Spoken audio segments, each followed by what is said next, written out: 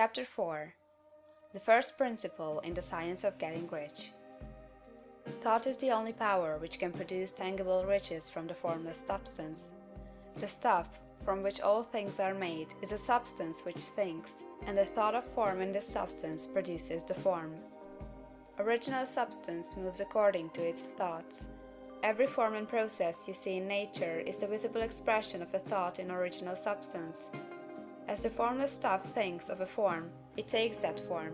As it thinks of a motion, it makes that motion. That is the way all things were created. We live in a thought world, which is part of a thought universe. The thought of a moving universe extended throughout formless substance, and the thinking stuff moving according to that thought took the form of systems of planets and maintains that form. Thinking substance takes the form of its thought and moves according to the thought. Holding the idea of a circling system of suns and worlds, it takes the form of these bodies and moves them as it thinks.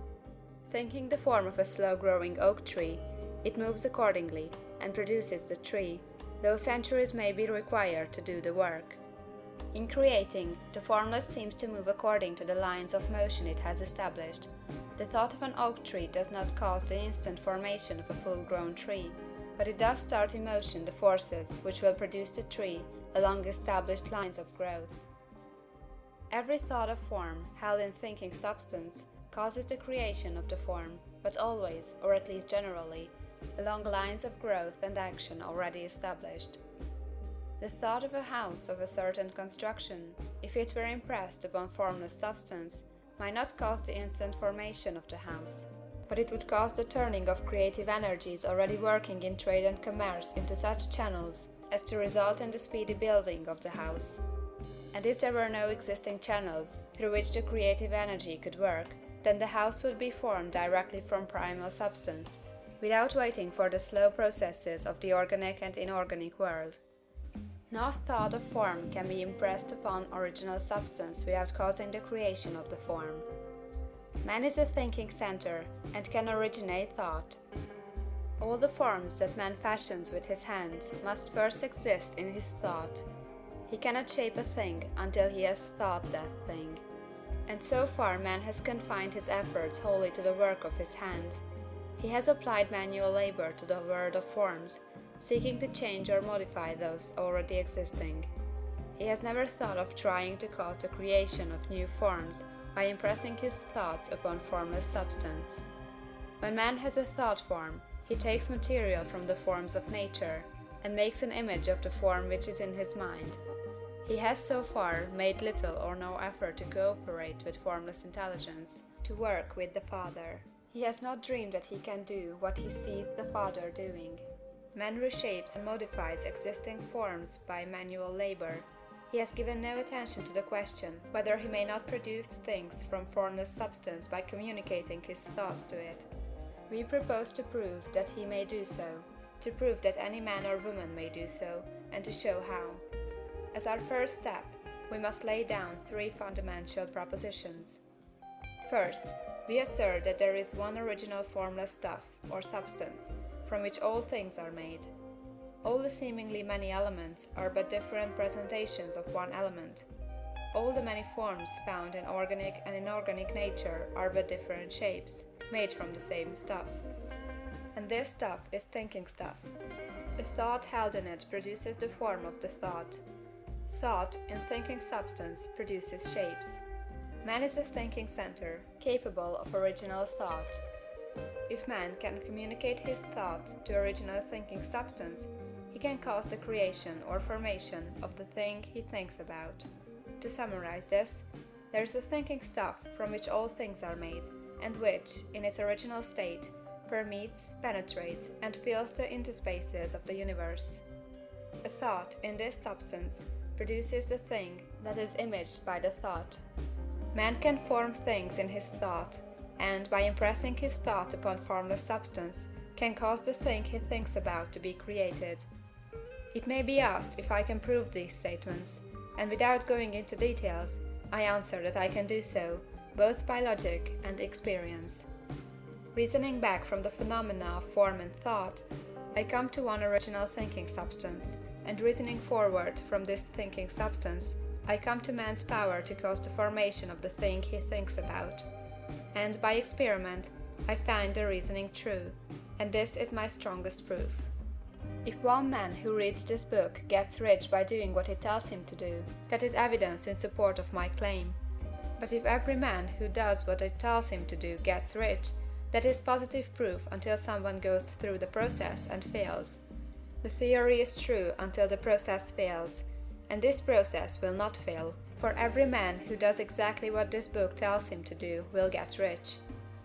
I have said that men get rich by doing things in a certain way, and in order to do so, man must become able to think in a certain way. A man's way of doing things is the direct result of the way he thinks about things.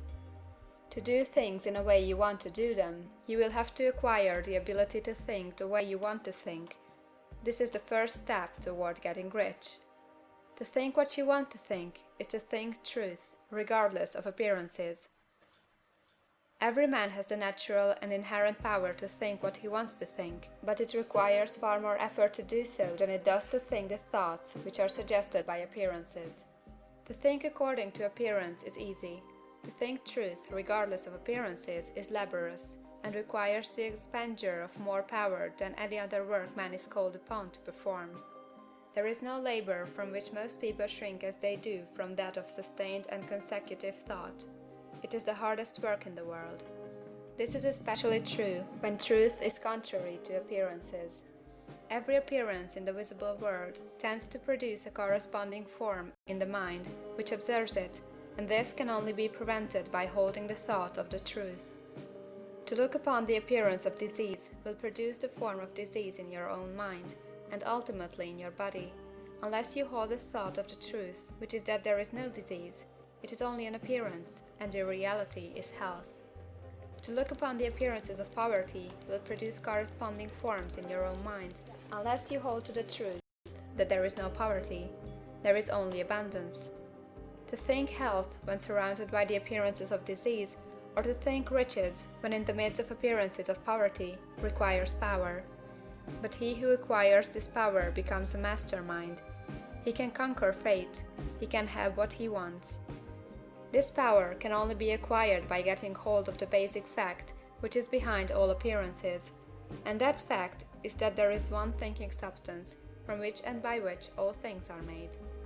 Then we must grasp the truth that every thought held in this substance becomes a form, and that man can so impress his thoughts upon it as to cause them to take form and become visible things. When we realize this, we lose all doubt and fear, for we know that we can create we want to create, we can get what we want to have, and can become what we want to be. As a first step toward getting rich, you must believe the three fundamental statements given previously in this chapter, and in order to emphasize them, I repeat them here. There is a thinking stuff from which all things are made, and which, in its original state, permeates, penetrates, and fills the interspaces of the universe. The thought, in this substance, produces the thing that is imaged by the thought.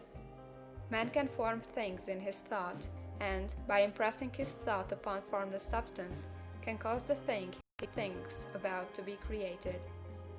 You must lay aside all other concepts of the universe than this monistic one, and you must dwell upon this until it is fixed in your mind, and has become your habitual thought. Read these creed statements over and over again, fix every word upon your memory, and meditate upon them until you firmly believe what they say. If a doubt comes to you, cast it aside as a sin. Do not listen to arguments against this idea. Do not go to churches or lectures where a contrary concept of things is taught or preached. Do not read magazines or books which teach a different idea.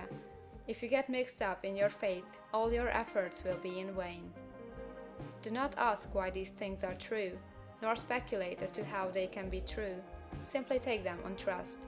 The science of getting rich begins with the absolute acceptance of this faith. End of chapter 4.